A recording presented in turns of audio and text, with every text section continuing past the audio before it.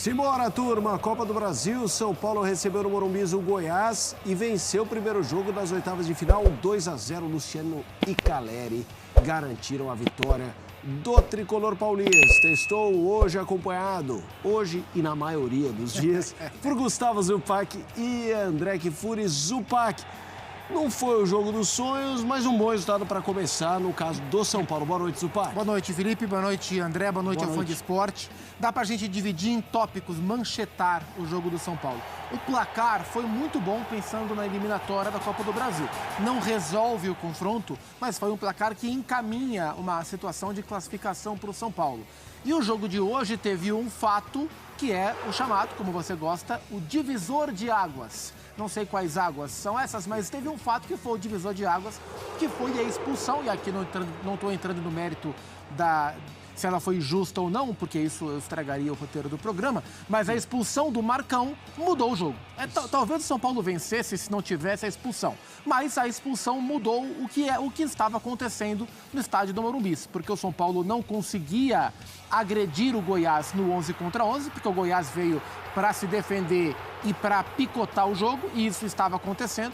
Após a expulsão e após o intervalo, com a mexida que faz o Luiz Udeldia, o São Paulo encontra espaço a partir desse instante, a partir desse lance do Eric para o Caleri, Tadeu pega, Luciano volta. A partir daí, Lucas o São Paulo... pro Eric antes, né? Lucas pro Eric. Lucas como meia. O passe que determina a jogada é o passe do Lucas, né? E aí o jogo muda e o São Paulo encaminha a sua classificação.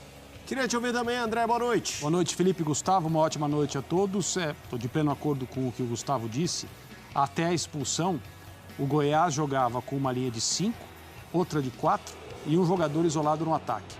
Depois da expulsão, e o jogador expulso foi um dos dois volantes centrais que o Goiás utilizou, e muito bem até aquele momento, não no sentido amplo da sua atuação, porque, como lembrou o Gustavo, o Goiás tinha dois propósitos: marcar e picotar. Marcar é uma necessidade, uma obrigação. Picotar é uma estratégia de jogo que é muito suspeita, porque depende da colaboração do árbitro durante muito tempo. Porque se você faz rodízio de faltas, se o jogo a cada 5 segundos é paralisado por falta, você eleva a temperatura, você cria problemas para você mesmo e raramente funciona. Agora, quem marca muito bem tem primordialmente a obrigação, ou pelo menos a necessidade, de ficar com 11 jogadores em campo. Não foi o que o Goiás conseguiu fazer, mesmo que você queira discutir a severidade do cartão vermelho. Sim. Porque quando você faz tanta falta, quando você coloca o jogo nesse cenário, Sim, você está arriscado ao árbitro, pressionado ou não pelo VAR, como foi hoje, pressionado ou não pelos jogadores do time adversário que estão sempre reclamando, mais uma falta. Você está arriscado por essa elevação da temperatura do jogo e da pressão sobre a arbitragem. Aconteceu o que aconteceu, uma expulsão que é meio limítrofe, a gente vai poder falar sobre ela daqui a pouco. Depois de perder um dos seus volantes, o Goiás inicialmente ficou com os 3 jogadores dessa segunda linha, que tinha 4, menos 1, 3, essa conta eu sei fazer, e continuou com o jogador isolado no ataque. O São Paulo precisava do quê a partir de então? O jogo estava 0-0 e continuou 0-0 até o intervalo. O São Paulo precisava de velocidade e drible pelos lados, porque haveria espaço pelos lados. Com 1 a menos, o Goiás ia naturalmente proteger a parte frontal da área. E foi o que o Goiás fez. Quando o Lucas recebe uma bola no início do segundo tempo e de frente para o jogo vê o espaço com a entrada do Eric, o São Paulo abre o jogo de vez com uma boa jogada. O Caleri perde o gol, o Luciano não perde. O São Paulo sai na frente e, a partir daí, muita coisa poderia ter acontecido. A que não poderia ter acontecido era um gol do Goiás. Isso não houve nenhuma possibilidade, nenhum risco. E o São Paulo conseguiu no final, no rebote do chute do Luiz Gustavo de longe, uma vantagem que eu estou de acordo com o Gustavo, é muito boa para um jogo de mata-mata 2-0, para você jogar fora de casa, especialmente com um time bastante inferior, é um ótimo resultado. Já Leonardo Gaciba conosco aqui no Sport Center para analisar esse lance da expulsão no jogador do Goiás e também um que aconteceu um pouco depois, que envolvia o Caleri, em que os jogadores do Goiás pediram um vermelho para o atacante do São Paulo, que fez o segundo gol do tricolor. Zupac, era muito claro acompanhar no Goiás, depois especialmente da expulsão, as linhas ali muito da intermediária para trás, dificultando bastante. Muita gente que avalia, torcedores do São Paulo, eu vi em redes sociais, a performance do São Paulo é um futebol pragmático, não cria. Quanto está condicionado a isso? Quão difícil é fazer um jogo melhor do que o São Paulo fez contra esse tipo de defesa e quanto você acha que sim tem a ver com o que o São Paulo não conseguiu fazer? Assim, alguns dos jogos em que o São Paulo do Luiz Ubeldia mais encontrou dificuldade foram em situações como essa. E eu me recordo de alguns. Um deles eu até trabalhei, foi o primeiro jogo ruim do São Paulo nas mãos do Zubeldia foi o confronto contra o Barcelona pela Libertadores, fase de grupos, no estádio do Morumbi. O Barcelona fechou muito bem os espaços, especialmente pelo meio, e impediu o São Paulo de jogar. E assim, por mais que o São Paulo seja melhor, substancialmente melhor do que a equipe do Goiás, quando você enfrenta uma equipe que tem praticamente 9 jogadores atrás da linha da bola, né? Era só o Galhardo mais à frente e muitas vezes voltando também, e um time que está sempre parando o jogo, está ali para travar esse jogo, por mais que exista uma diferença técnica, não é simples você resolver. Assim, o ideal é, numa situação como essa, você conseguir rapidamente fazer um gol para obrigar o outro time a sair. O São Paulo não conseguiu. Aliás, o contrário, o Goiás chegou a fazer um gol no começo do jogo, mas tinha ali um claro impedimento, acho que é do próprio Galhardo, e o gol foi corretamente anulado. Foi talvez uma das únicas. O Goiás bateu 2 vezes contra o gol do São Paulo. Foram 27 chutes do São Paulo contra 2, 27-2. O placar das finalizações. Então não é fácil você furar bloqueio. A gente vê cada vez mais as equipes inferiores se fechando, impondo dificuldades. Eu até acho que por isso, não só por isso, mas acho que a proposta de jogo, que ela era previsível, também interferiu para a escolha do Zubeldia pelo Rafinha, ao invés do Igor Vinícius. Além da hierarquia do Rafinha para jogos eliminatórios, mas pelo fato de ser um jogo, em teoria, em que o São Paulo teria menos espaço para correr e precisaria de alguém para pensar melhor vindo de trás e ter uma capacidade de um cruzamento melhor, porque bola aérea resolve o jogo assim, faria mais sentido ter o Rafinha do que o Igor Vinícius, que é um cara mais de velocidade. Então, o São Paulo teve dificuldade. Assim, a estratégia que o Goiás impôs ao São Paulo, o São Paulo não conseguiu quebrar. Só a partir da expulsão, que aí ficou mais difícil para o Goiás executar essa proposta, sobrou mais espaço, que o São Paulo conseguiu destravar a marcação adversária, e isso passa não só pela expulsão, mas também pela alteração, que faz um movimento que é um movimento que privilegia o Lucas, né? A gente já falou aqui várias vezes, o Lucas faz uma temporada boa com o Zubeldia, né? Mas o Lucas por dentro rende melhor do que o Lucas aberto pelo lado no contexto atual do futebol brasileiro. E foi, assim, minutos após o Lucas passar a jogar por dentro e tinha mais espaço para jogar, ele deu o passe que praticamente resolveu o jogo. E a partir daí, o São Paulo empilhou chances, a gente viu aí, chegou a fazer mais um gol antes do segundo gol, né? Um belo gol por cobertura, mas também o gol foi anulado. E aí, na reta final, o Luiz Gustavo bate, o Tadeu rebate e o Caleri faz o que o Luciano fez no primeiro gol, né? Pega o rebote de primeira e marca o gol da vitória. E aí, André? É isso aí. Essa dificuldade que o São Paulo tem não é uma dificuldade só dele e sempre é difícil para equipes que são consideradas mais técnicas num embate em que o adversário claramente, né, coloca muita gente na frente da área e enquanto é 11 contra 11, o espaço ele é menor, obviamente. E se você não tem uma equipe que consegue articular muito bem e consegue variar o jogo, e só as equipes muito bem treinadas e aquelas que têm muito talento, ou jogadores pelos lados capazes de criar o próprio espaço com drible.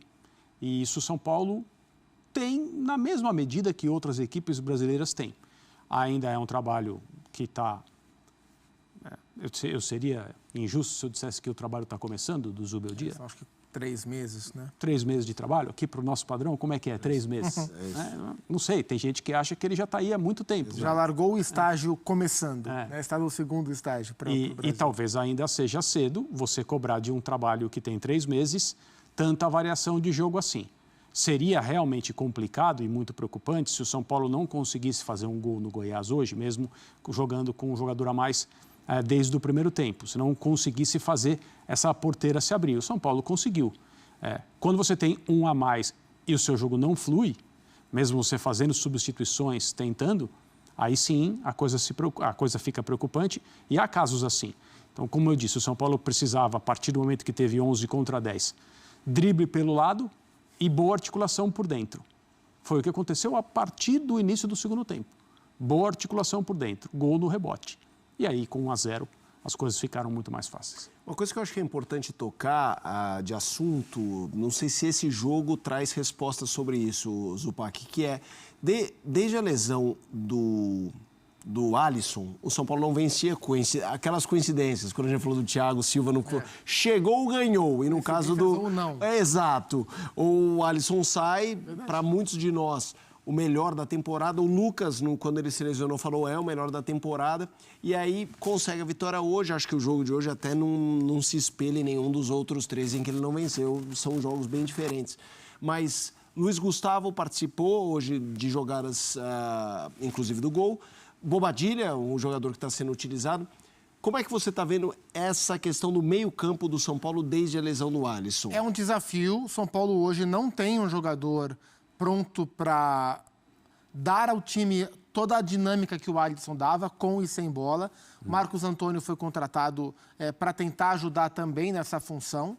O São Paulo queria o Thiago Mendes, não conseguiu o empréstimo do Marcos Antônio junto ao Lazio. Ele não é exatamente o Alisson, mas ele pode, talvez por característica, tentar ajudar a suprir mais do que o Bobadilla. O Luiz Gustavo vem jogando bem, uma boa temporada, assim, ele teve lesão, ficou fora, mas dentro das condições que ele tem, por ser um jogador veterano já, ele é um cara muito inteligente para jogar, ele conhece muito bem a posição, né? Um cara muito vivido na Europa, hoje fez mais um bom jogo, já tem feito outros. O Bobadilla foi uma escolha não conservadora, mas assim, o Zubeldia sabia, e estava muito claro, todo mundo sabia, estava muito claro, que se o São Paulo tivesse problemas para furar o bloqueio goiano como ele teve, o Bobadilla seria o primeiro sacrificado para tornar o time mais ofensivo. Porque talvez não precisasse de 2 volantes para enfrentar o Goiás dentro de casa num jogo em que você tem que abrir vantagem. Mas eu entendo que faz mais sentido você começar como você sempre começa, e se tiver dificuldades, você vai para o plano mais ofensivo. O Bobadilla não fez um primeiro tempo ruim, mas a partir da expulsão, o São Paulo precisava atacar ainda mais. E aí ele foi sacrificado, entrou o Eric, aí o Luciano encostou no Caleri, o Lucas veio por dentro, e o Luiz Gustavo ficou como único volante. O jogo de hoje, como você falou, não dá respostas sobre o nível de superação que o São Paulo mostra sem o Alisson. Os jogos da Libertadores vão dar. Os jogos contra Flamengo e Palmeiras em breve no Brasileiro vão dar também. Porque é um desafio. O Alisson é um motor, era um motor da equipe. Era um cara que fazia o São Paulo girar na fase defensiva e ofensiva. Nem Luiz Gustavo, nem Bobadilla tem essa característica. Talvez o Marcos Antônio, com o tempo, apresente algo melhor. Vamos já falar sobre os erros ou acertos da arbitragem nos momentos capitais da partida. O Leonardo Gaciba já se junta a nós aqui no Sport Center para participar do programa. Mas antes vamos mostrar um pouco sobre o que disseram André e Zupac no ponto de vista de números, né? Os números do jogo. 82, eu não me lembro de ter visto isso, 82% de posse de bola, 18% do Goiás. Passes certos, é um número problemático. 666, 100, aliás, 2 números significativos. 666 de um lado, 100 para o Goiás, 27 chutes contra 2 do Goiás, só que só 6 no alvo contra 1 chute do Goiás. Grandes chances, 9 do São Paulo, 0 da equipe goiana. Ações na área rival, 47 do São Paulo, 3 do Goiás. Este foi o jogo de ida das oitavas de final. São Paulo venceu 2-0 o Goiás. Vamos ao Morumbi, acionar o nosso repórter Eduardo Afonso, sentiu um pouco o clima por lá, já as coletivas, a zona mista. Eduardo Afonso, seja bem-vindo. Muito boa noite para você, Edu. Tudo bem, Zu? Com você, Mota, um abraço ao Zupac, o Kifuri. Você está percebendo que eu estou aqui todo encapotado, cachecol. Aqui na sala de imprensa eu até digo que eu estou bem confortável. Poderia até sentir um certo calor, mas lá que vocês conhecem bem, na numerada, com frio, com chuva, a sensação térmica foi bem pesada hoje para quem não está acostumado muito com o inverno aqui em São Paulo. Mas o que importa para o São Paulino, para os 45.191 que estiveram aqui no Morumbis, é que o São Paulo sai com uma vantagem bem considerável para o jogo da quinta-feira que vem no Serrinha contra o Goiás, 2-0, até com uma derrota Por um gol de diferença, o São Paulo estará classificado e continuará brigando pelo bicampeonato da Copa do Brasil. Jogo de hoje, o torcedor estava um pouquinho irritado com o Wellington em determinado momento do segundo tempo, tanto que o Zubeldia, percebendo isso rapidamente, sacou ele, como não tinha o Patrick Lanza no banco, não tinha ninguém da posição, colocou o Rodrigo Nestor. Jogo de hoje também serviu para o Marcos Antônio pela primeira vez ser relacionado, por enquanto é o único reforço do São Paulo. É o Lisieiro, a gente pode falar que foi reintegrado, então não conta muito como reforço, mas o Marcos Antônio foi contratado, acabou não entrando, mas foi relacionado pela primeira vez. E o jogo de hoje foi o primeiro que definitivamente o São Paulo não tem Rames Rodrigues mais no seu elenco. À tarde a gente trouxe no Sport Center 2 a notícia da rescisão contratual amigável, né, do Rames com o São Paulo. Na verdade, o Rames, segundo a gente apurou, tem algumas propostas e para que pudesse dar continuidade às conversas nestas propostas, precisava do atestado liberatório do São Paulo. Para que o São Paulo desse o atestado, o São Paulo falou, vamos então fazer uma rescisão amigável. E aí, alguns detalhes importantes no aspecto financeiro foram trabalhados com mais rapidez. Principalmente, não haver nenhuma multa pelo ano de contrato que o Rames ainda tinha com o Tricolor. O Rames, retroativamente, embora tenha assinado, o seu representante tenha assinado a rescisão hoje, ele retroativamente vai receber só até 30 de junho. Pegou muito mal essas 2 semanas pós-Copa América, que ele estava se divertindo nos Estados Unidos e na Colômbia, sendo contratado do São Paulo. Então o contrato foi retroativo até 30 de junho, então ele recebe o seu salário até o final do mês de junho e nada do mês de julho, embora ainda estivesse veiculado ao São Paulo. E aquelas luvas, aquela parcela gigante de luvas que o São Paulo renegociou, o São Paulo não vai pagar toda a renegociação, vai pagar uma parte que São Paulo e Rames entenderam ser justa pelo tempo que ele permaneceu no clube, que foi quase um ano, vai completar o ano agora nos próximos dias. Então o Rames Rodrigues, que jogou muito pouco, fez 2 gols, 4 assistências, com o Zubeldia só 5 minutos em campo contra o Palmeiras, na parte final do jogo, e que acabou vindo mais com o nome do que propriamente com o futebol que apresentou. Hoje, a partir de hoje, já não faz mais parte. O Calleri, inclusive, na saída de campo foi perguntado, disse que lamentava muito pela saída do Rames, que ele poderia contribuir muito, mas também não entrou muito mais em detalhes sobre essa rescisão contratual.